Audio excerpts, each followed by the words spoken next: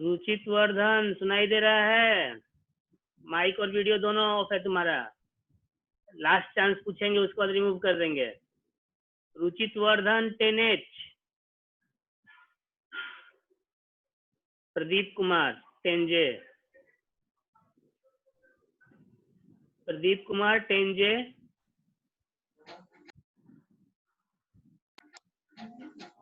Can you listen me Pradeep Kumar?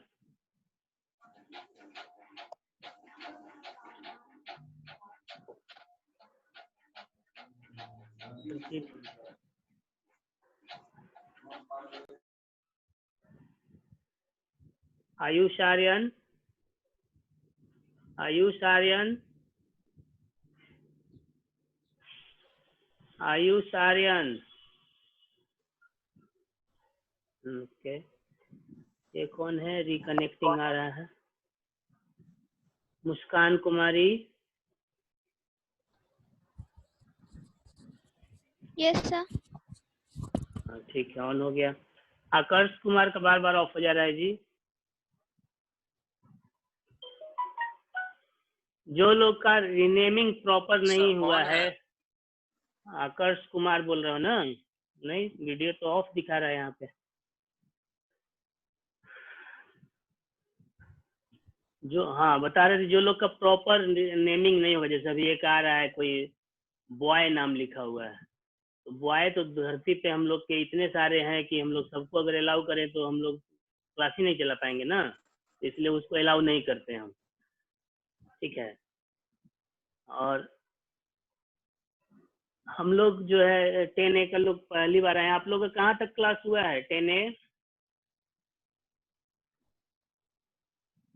10A का कोई जवाब दोगे माइक ऑन करके? चैप्टर 2 खत्म हो गया। चैप्टर 2 खत्म हो गया। एक्चुअली हम लोग का भी जो है, जब हम लोग PDF के थ्रू पढ़ाई कर रहे थे, नोट्स के थ्रू, तो उस समय हम लोग का भी चैप्टर 2 लगभग खत्म हो गया था, लेकिन बाद में बच्चों का डिमांड हुआ, पेरेंट्स का भी डिमांड हुआ कि लाइव क्लासेस लिया जाए। तो लाइव क्लासेस में हम लोग अभी चैप्टर 1 कंप्लीट किए हुए हैं और आज हम लोग उसका क्वेश्चन आंसर डिस्कस करना है। तो जो लोग चैप्टर 1 सर लाइव के थ्रू नहीं हुआ है अभी।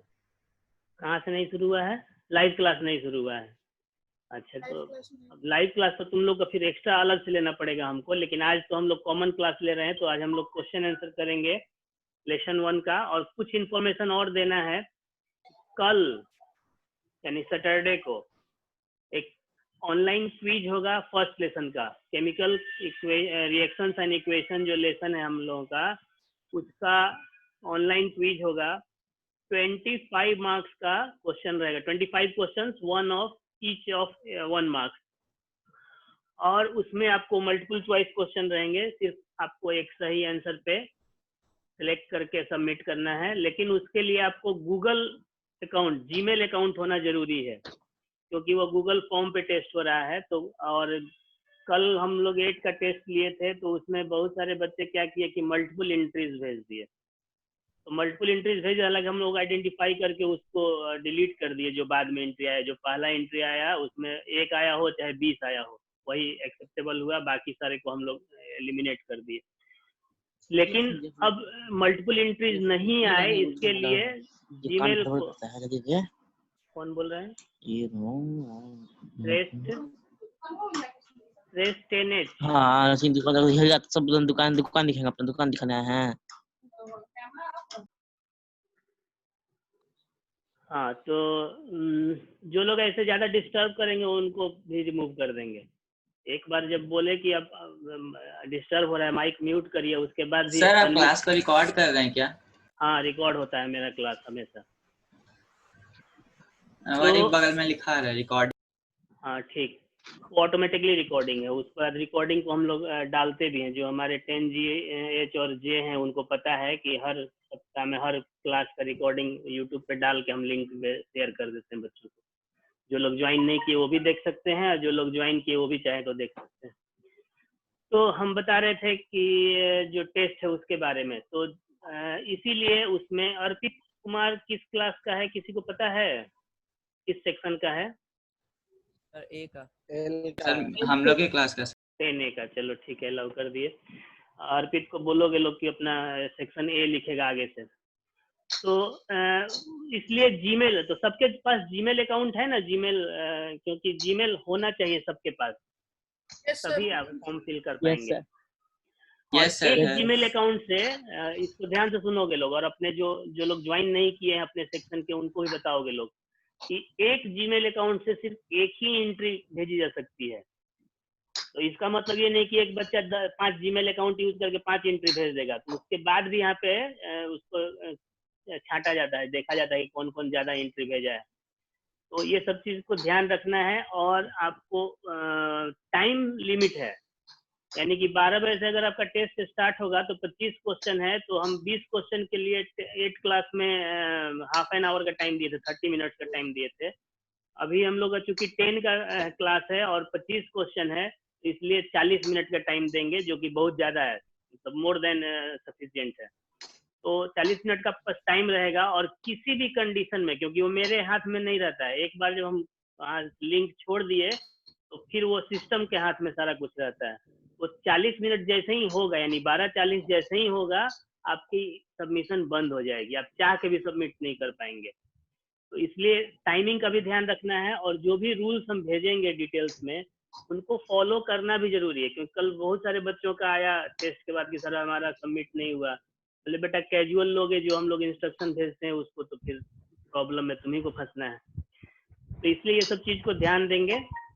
और कुछ हम सर लोग कल ही होगा ये टेस्ट? हाँ कल ही होगा। और एक्टिविटी कुछ बचा हुआ है, तो एक्टिविटी हम लोग नेक्स्ट वीक में करेंगे उसको, यानी फर्स्ट सेशन से रिलेटेड जो भी एक्टिविटी है उसको हम लोग नेक्स्ट वीक में करेंगे। अभी हम लोग फटाफट स्टार्ट करते हैं, क्योंकि हम लोग के पास टाइम धीरे धीरे खत्म होते जा रहा है, 30 मिनट और टाइम बचा हुआ है। तो हम लोग क्वेश्चन आंसर देखते हैं, इन टेक्स्ट और एक्सरसाइज दोनों का। आपके स्क्रीन पे आ रहा होगा क्वेश्चन, आ रहा है ना? एनीबॉडी? आ रहा है। Yes sir. पहला क्वेश्चन है, why should A magnesium ribbon be cleaned before burning in air? Magnesium ribbon को एयर में बर्न करने से पहले, जो सबसे पहला एक्टिविटी हम लोग का है कि मैग्नीशियम रिबन को रब करके हम लोग एयर में जलाते हैं, तो व्हाइट डेजलिंग फ्लेम के साथ जलता है और मैग्नीशियम ऑक्साइड बनता है। तो रब क्यों करते हैं, क्लीन क्यों करते हैं उसको? Anybody? To remove the protective layer of magnesium oxide. To remove Yes. the impurities okay, such as oxide.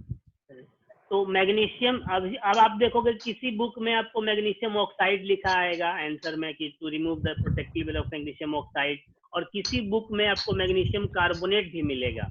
तो actually both the answers are correct. First, magnesium reacts with oxygen to form a protective layer of magnesium oxide. Then that magnesium oxide reacts with carbon dioxide present in air to form magnesium carbonate. So by cleaning, we actually clean both the surfaces of magnesium oxide and magnesium carbonate. आप दोनों में से कोई भी answer लिख सकते हैं, better answer magnesium oxide होगा। Any confusion?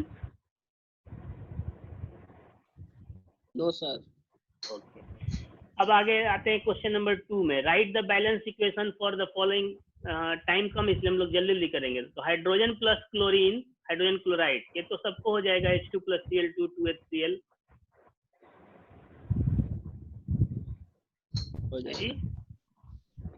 हो जाएगा। Very good. Barium chloride plus aluminium sulphate. Anyone please tell me the chemical formula of aluminium sulphate?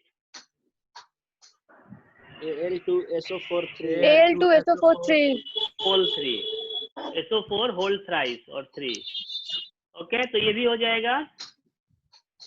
Yeah. जो नहीं होगा वो आप लोग बाद में पूछ सकते हैं, जिसको प्रॉब्लम होगा अभी भी पूछ सकता है। Sodium plus water Na + H2O, NaOH + H2O, और बैलेंस कर देंगे इसको, तो 2Na + H2O 2H2O 2NaOH + H2, ये बनेगा। नेक्स्ट है, सॉरी, नेक्स्ट था आपका balance chemical equation for solution of. ये सब हम लोग जो पीडीएफ भेजे हुए हैं, 10A को पीडीएफ नहीं मिला होगा, हम भेज देंगे, मेरा बनाया हुआ जो पीडीएफ है। Barium chloride BaCl2, sodium sulphate Na2SO4, और रिएक्शन करके BaSO4 और NaCl बनेगा। White precipitate of barium sulphate बनता है इसमें।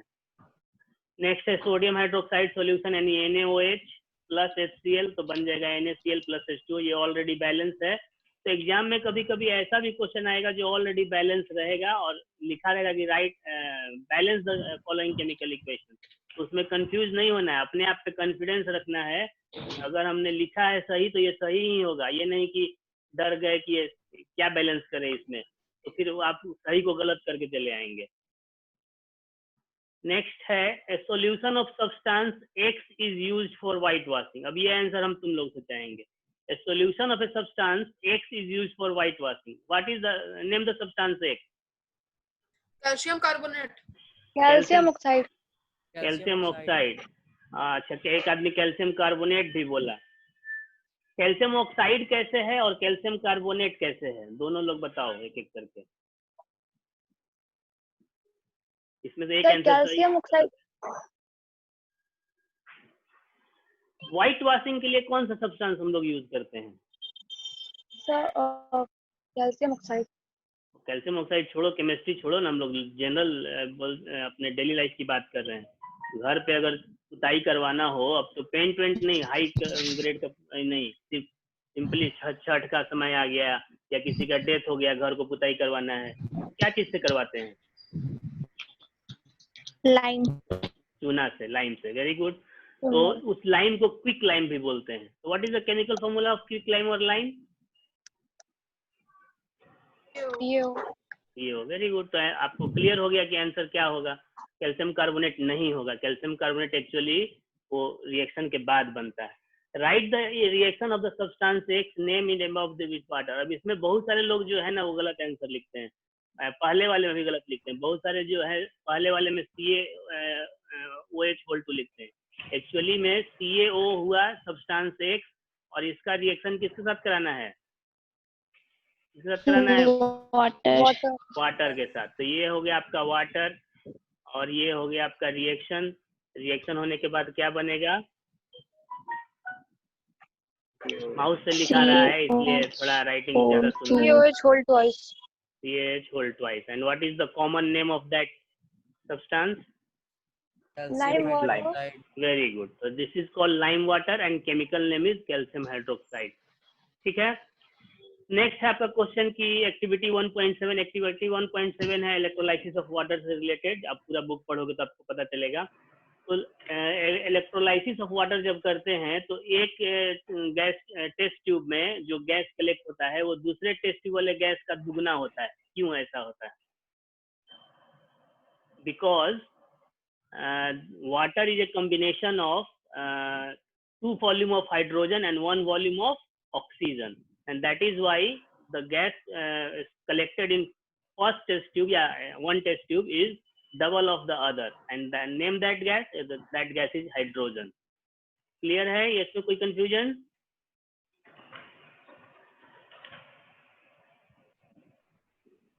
फटाफट बोलते जाओ लोग, अगर कोई कंफ्यूजन है तो बोलो, आगे बढ़े हम लोग। नेक्स्ट क्वेश्चन है why does the colour of copper sulphate solution changes when an iron nail is dipped in it. Copper sulphate solution का कलर क्या होता है? ग्रीन। ब्लू। ग्रीन सोनी बोली है। Blue. Blue sir. Yes, copper sulphate solution is blue in colour. Actually में आप अगर आप देखो कॉपर सल्फेट क्या है, सॉल्ट है। थोड़ा सा इसके बारे में बता देते हैं आप लोगों को। तो सॉल्ट जो है हम लोग अभी सेकेंड लेसन में पढ़ेंगे कि हाइड्रेटेड भी होते हैं और अनहाइड्रेटेड भी होते हैं, डिहाइड्रेटेड भी बोलते हैं उसको। तो हाइड्रेटेड मतलब उसमें वाटर मोलिक्यूल एडेड है, जुड़ा हुआ है, और अनहाइड्रेटेड मतलब उसमें वाटर मोलिक्यूल नहीं है। तो कॉपर सल्फेट जब हम लोग क्रिस्टल के फॉर्म में लेंगे तो उसका फॉर्मूला होगा CuSO4.5H2O। तो वो ब्लू कलर का होता है आपका CuSO4.5H2O, यानी कि हाइड्रेटेड कॉपर सल्फेट जो है वो ब्लू कलर का क्रिस्टल होता है। लेकिन अगर एनहाइड्रस कॉपर सल्फेट लेंगे, यानी उसी ब्लू को अगर हम लोग सिंपली हीट कर दें, किसी चीज में डिजोल्व नहीं करें, सिंपली हीट कर दें, उसमें से वाटर मोलिक्यूल निकल जाएगा और वो व्हाइट कलर का हो जाएगा, या कलरलेस बोलेंगे कि हो जाएगा। तो ये हम लोग को पता होना चाहिए कि क्यों ब्लू कलर है। तो ब्लू कलर वो वाटर मोलिक्यूल के चलते हैं। अब उस ब्लू कलर के सोल्यूशन में आयरन नेल को डाल दिए, आधे घंटे 1 घंटे छोड़ दिए, तो कलर चेंज होता है। क्यों कलर चेंज होता है?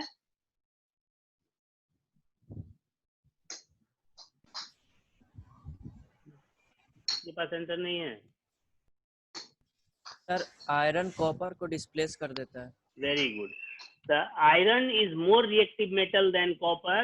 That's why iron displaces copper from copper sulfate solution and forms iron sulfate, ferrous sulfate, which is green in color. That is why the color of solution changes. Clear हो गया? Displacement reaction के कारण change होता है.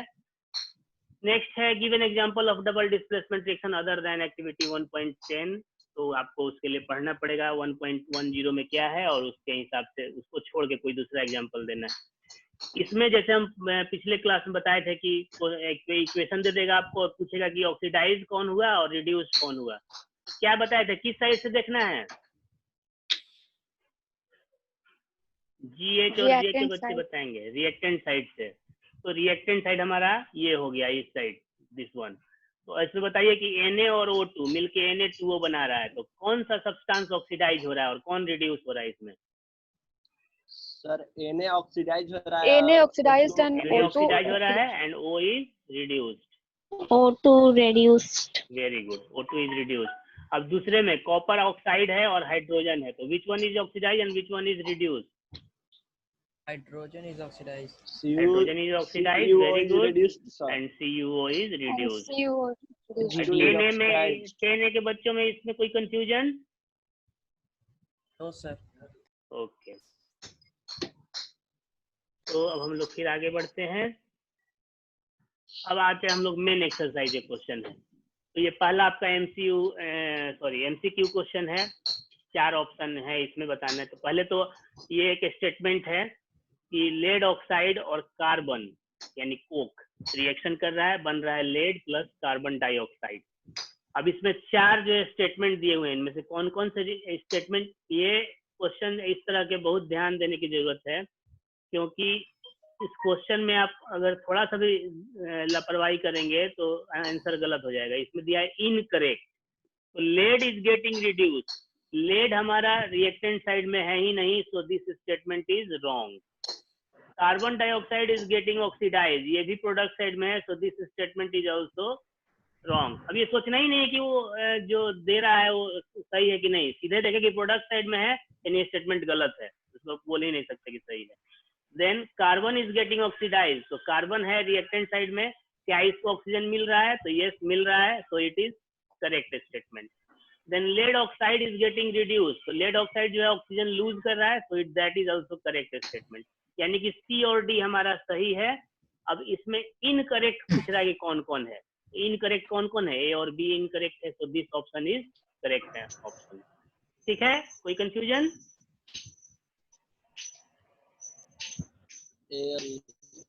Next है, नहीं है, चलो वेरी गुड। आयरन आपका फेरिक ऑक्साइड है, ये बताए थे बच्चों को कि अगर वैलेंसी आयरन की 2 होती है तो उसको फेरस बोलते हैं, और जब वैलेंसी 3 होती है तो उसको फेरिक बोलते हैं। तो इस पार्टिकुलर कंपाउंड में आयरन की वैलेंसी 3 है, तो that is ferric oxide and that is aluminium. It forms aluminium oxide and iron. What type of reaction it is? Is it combination? Displacement नहीं, वेरी गुड, डिस्प्लेसमेंट है, combination नहीं है, double displacement भी नहीं है, क्योंकि इसका तो एक ही आयन है, और डिकम्पोजिशन तो बिल्कुल नहीं है, तो displacement is the correct answer.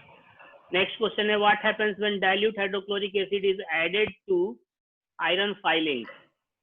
जब डाइल्यूट हाइड्रोक्लोरिक एसिड में लोहे के बुरादे को डालेंगे तो क्या बनेगा? तो पहला ऑप्शन आपका सही है, hydrogen gas and iron chloride are produced. ये सब आसान क्वेश्चन है, इसमें कोई कंफ्यूजन नहीं होना चाहिए। नेक्स्ट है what is a balanced chemical equation and why a chemical equation should be balanced, है ना? ये तो लिखवाया हुआ है कि बैलेंस केमिकल इक्वेशन क्या है, पीडीएफ में उसका हम भेजे थे, उसमें जो है, और क्यों बैलेंस करते हैं? To satisfy the law of conservation of mass. Question number 5, 6 और 7 हम डिस्कस नहीं करेंगे, ये 7 क्या 8 तक डिस्कस नहीं करेंगे, ये आप लोगों को खुद से करना होगा, क्योंकि ये बिना किए इसमें आप अगर हम आंसर सिर्फ बता देंगे तो आपको कभी आएगा नहीं ये करने। तो आप करिए, भेजिए हमको, जो गलत होगा हम बताएंगे, जिसमें आपको असुविधा होगी करने में मेरे से डायरेक्ट पूछिए, हम बताएंगे कैसे होगा। आगे बढ़ते हैं हम लोग। Question number 9, what does one mean by exothermic and endothermic reaction, give examples. तो ये लिखवाए हैं कि जिस रिएक्शन में heat is the chemical reaction in which heat is released is called exothermic. Exo यानी एग्जिट, तो एग्जिट यानी release. The chemical reaction in which heat is released is exothermic and the chemical reaction in which heat is absorbed is called endothermic. दोनों का example ये सब लिखवाया हुआ चीज है, फिर से पीडीएफ भेज देंगे। नेक्स्ट क्वेश्चन है, ये भी इंपॉर्टेंट क्वेश्चन है, why is respiration considered an exothermic reaction.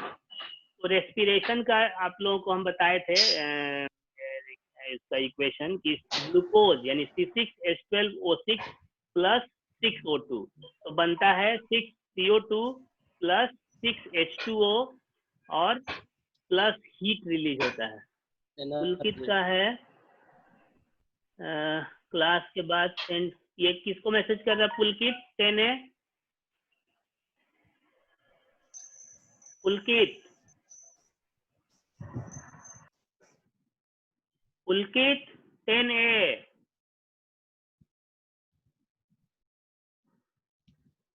जवाब दो, नहीं तो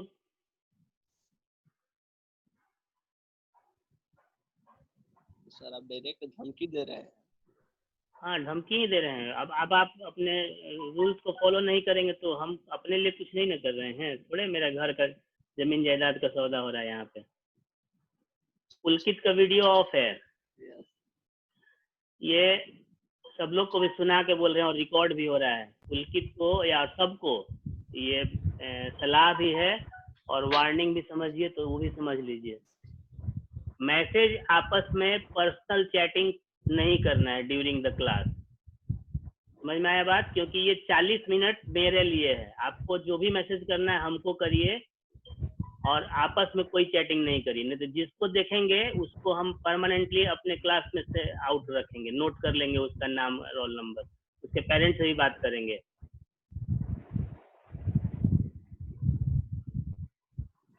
उम्मीद है कि आगे हमको जरूरत नहीं पड़ेगा ये सब बोलने का।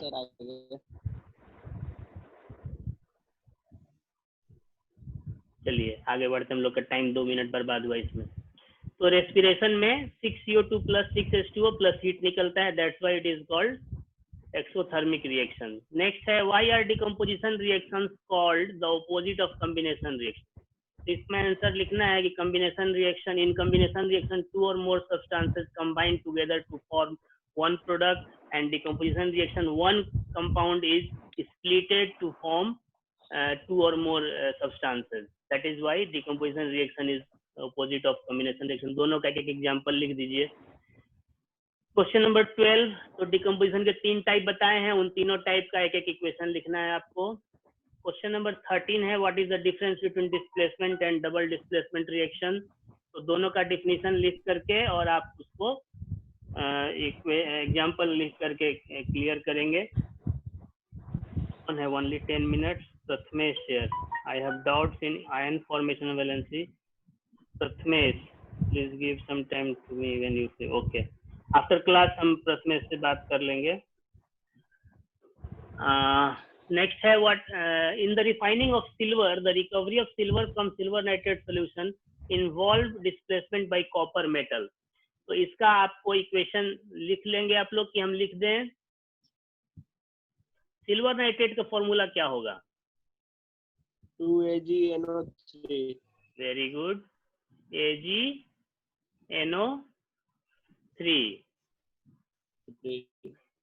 स्क्रीन पे लिख रहे हैं, थोड़ा बहुत टूटा फूटा जैसे भी माउस से लिखा रहा है। और साथ में आपको किससे डिस्प्लेस करना है इसको? कॉपर से। तो ये कॉपर हो गया। क्योंकि कॉपर जो है मोर रिएक्टिव देन सिल्वर है, तो आपको यहाँ पे 2 लगा देते हैं। अब आपको बनेगा क्या? Cu और NO3 होल ट्वाइस, हाँ कॉपर नाइट्रेट बन जाएगा। हाँ जी शिवम क्या बोल रहे हो? Plus silver. हाँ सर कॉपर नाइट्रेट बनेगा ना? हाँ कॉपर नाइट्रेट बन गया और सिल्वर आपका रिलीज हो गया। तो आपको स्क्रीन पे दिख रहा होगा जो हम लिखे हैं, टूटा फूटा जो भी लिखे हैं। टूटा फूटा लिखे हैं सर। तो क्या करें, माउस से लिख रहे हैं ना। क्लियर हो गया, ये AgNO3 है, ये Cu है और ये CuNO3 होल 2 बन रहा है प्लस 2Ag यानी कि सिल्वर बन रहा है। चलिए, जिन लोगों को प्रॉब्लम होगा इस क्वेश्चन में वो नोट कर लेंगे। आगे बढ़ते हम लोग। What do mean by precipitation reaction? तो it is a type of double displacement reaction in which insoluble solid substance called precipitate is formed. Explain by giving examples. दो तीन एग्जाम्पल दे दीजिए। क्वेश्चन नंबर 16 भी लिखवाया हुआ है, ऑक्सीडेशन और reduction दोनों का डिफिनीशन लिख करके इन टर्म्स ऑफ गेन और लॉस ऑफ ऑक्सीजन। पूरा नहीं लिखना है, खाली gain of oxygen is called oxidation and loss of oxygen is called reduction, और एग्जाम्पल दोनों का दो दो देना है।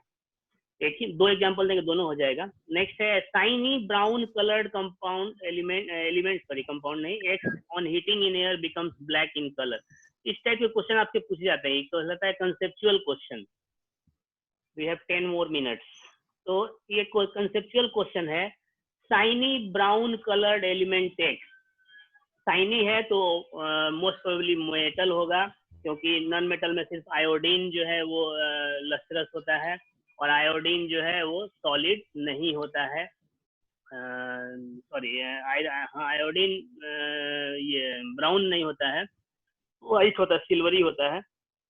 और ये जब एयर में इसको हीट करते हैं तो ब्लैक कलर का कंपाउंड बनता है। तो ब्लैक कलर के कंपाउंड बनते हैं कॉपर के ऑक्साइड।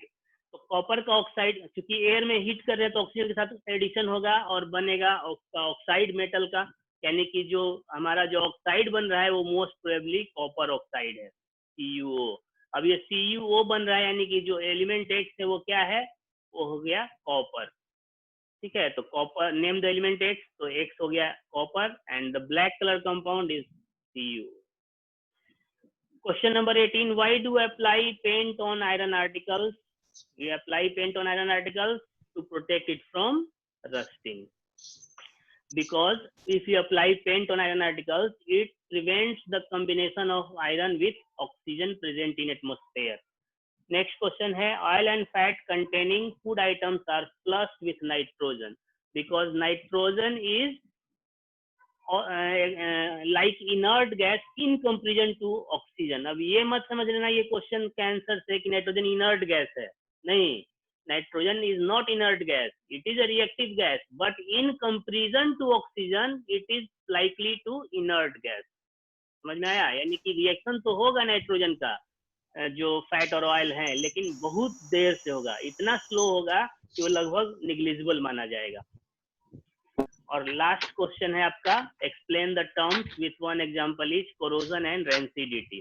तो कोरोजन रेंसिडिटी का डिफिनीशन लिखवाया हुआ है, इसमें हम लोग को ऐसा कुछ नहीं है कि जिसको किया जाए, आप एग्जांपल के साथ उसको लिख सकते हैं।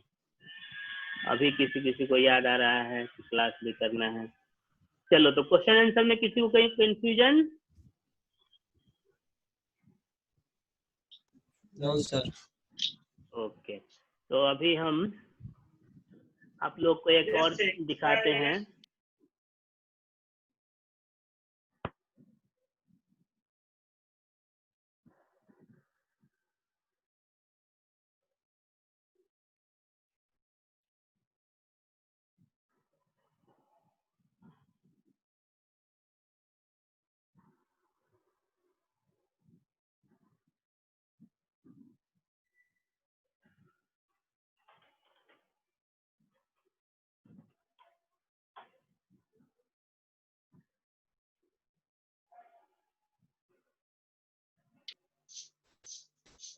एक्टिविटी टाइप का मेरे पास है, उसको हम लोग देखते हैं कितना विजिबल है।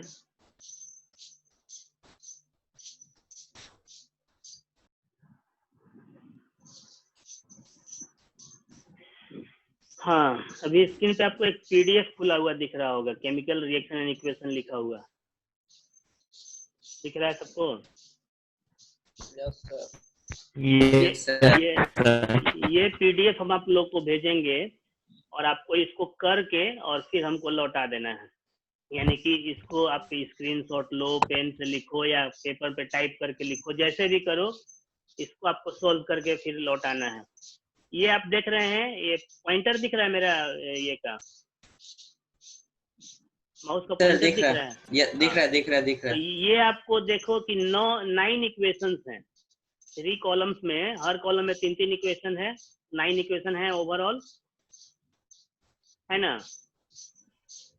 अब आपको इन 9 इक्वेशंस को इन ये जो बॉक्स बने हुए हैं combination reaction, in type of reaction के ये 5 बॉक्स बने हुए हैं, तो जो प्रॉपर बॉक्स है उसमें डालना है। जैसे कि ये आपका पहला जो हम लोग देख रहे हैं, magnesium sulphate plus sodium chloride बन रहा है, sodium sulphate plus magnesium chloride, तो that is double displacement reaction. तो ये आपका कहाँ जाएगा, तो डबल डिस्प्लेसमेंट में जाएगा। आप चाहें तो इसको नंबरिंग करके 1 2 3 4 5 6 7 8 9 इस तरह से करके और सिर्फ नंबर इसमें लिख सकते हैं आप। अभी सबके मोबाइल पे इमेज के फॉर्म में अगर स्क्रीनशॉट ले लेते हैं तो इमेज के फॉर्म में आप उसको राइट कर सकते हैं, एडिट कर सकते हैं। इतना आजकल सारे बच्चे कर रहे हैं, तो उम्मीद है कि आप लोग भी कर लेंगे। क्वेश्चन नंबर 2 है, ये बहुत थोड़ा इंटरेस्टिंग है, बचपना जैसे लगेगा लेकिन है थोड़ा अलग हटके कुछ। ये आपको इमेज दिख रहा है, ये चार इमेज है, दिखाई दे रहा है। अब ये 4 इमेज क्या है, एक्चुअली में 4 केमिकल रिएक्शंस के एग्जांपल हैं। जैसे पहले में आप देखो तो 2 इधर है और 2 इधर प्लस है बीच में, और आप देखो कि ये एरो के बाद पार्टनर्स बदल गए, यानी ये जो है ये इसमें चला गया और ये जो है इसमें चला आया। तो what type of double displacement reaction, double displacement, very good. अब यहाँ पे आपको 2 सब्सटेंस हैं एरो से पहले यानी रिएक्टेंट साइड में, और ये दोनों जुड़ने के बाद ये बनता है, दैट इज कॉम्बिनेशन रिएक्शन। इस तरह से ये अगर आप ध्यान से देखोगे तो बता दोगे कि कौन सा रिएक्शन है ये, डिस्प्लेसमेंट। और इसको कौन सा रिएक्शन बोलेंगे, composition, decomposition, very good, decomposition reaction sir. हाँ वेरी गुड। तो ये आपका क्लियर हो जाएगा। इसको भी आपको सिंपली आप लिख सकते हैं, जैसे डबल डिस्प्लेसमेंट हो डी लिख दिए, एडिशन रिएक्शन है तो ए लिख दिए, डिस्प्लेसमेंट रिएक्शन है तो सिंपली डी लिख दिए, या डीआर भी लिख सकते हैं, और ये डिकम्पोजिशन रिएक्शन है तो डिकम्पोजिशन भी लिख सकते हैं। ऐसा क्या है, पूरा उतना तो लिख ही सकते हैं हम लोग। नेक्स्ट क्वेश्चन है ये डूडल्स बनाना। जैसे बहुत सारे बच्चे जो हैं अपने जो नोट्स बनाते हैं तो उस पे गर्ल्स खास करके ये करती हैं, हम लोग नोट्स से चेक कर देखते हैं, तो बहुत सारा अपना डिजाइन फूल पत्ती और देवी देवता सब, जय श्री राम जय श्री सरस्वती माता सब लिखते रहते हैं। उसकी जगह पे अगर आप ऐसा डूडल्स बनाए, खास करके अपने साइंस की कॉपी पे, डूडल्स मतलब कि इस तरह का एक कोई रिएक्शन लिख दिए, टाइप लिख दिए और उसका घेर दिए इस तरह से, तो टॉपिक रिलेटेड वो डूडल्स आप, ये आप खुद की क्रिएटिविटी होनी चाहिए। ये ऐसा कोई होमवर्क नहीं है मैंडेटरी कि आपको करना ही करना है, आप कितना इसमें क्रिएटिवली पार्टिसिपेट करते हैं that is up to you. तो ये पूरी तरह से आपके लिए है कि आप कितना उसको बनाते हैं, लेकिन क्यूरियोसिटी क्वेश्चंस हैं, इसको आंसर देना है सबको।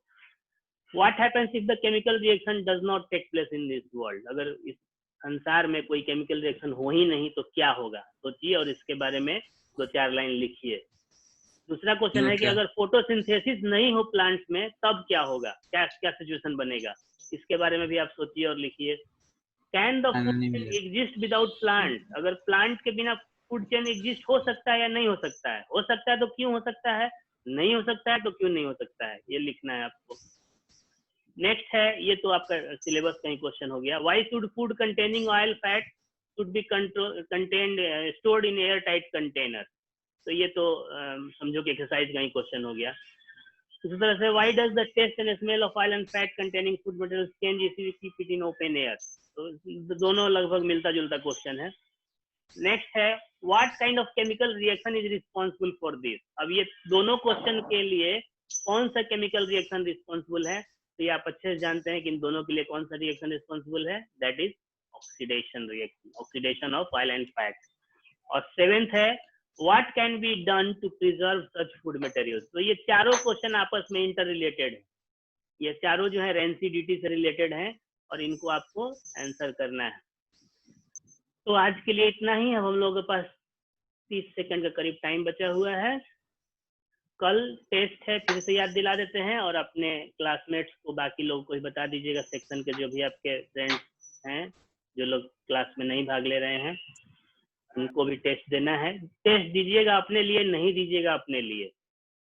हम उसमें के नहीं है कि सबको फोन कर करके बोलें कि आप टेस्ट दीजिए, दीजिएगा तो अल्टीमेटली वो नंबर आप ही के जो इंटरनल ग्रेड्स उसमें कहीं ना कहीं काउंट होगा।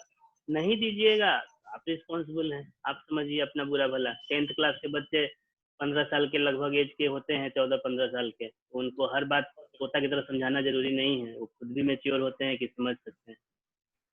टाइमिंग टेस्ट का ऋषिराज का आंसर है, तो जो हमारा टाइमिंग है क्लास का वही टाइमिंग है टेस्ट का। 12 से 12:40 क्लास का टाइमिंग है और 12 से 12:40 ही टेस्ट का भी टाइमिंग है।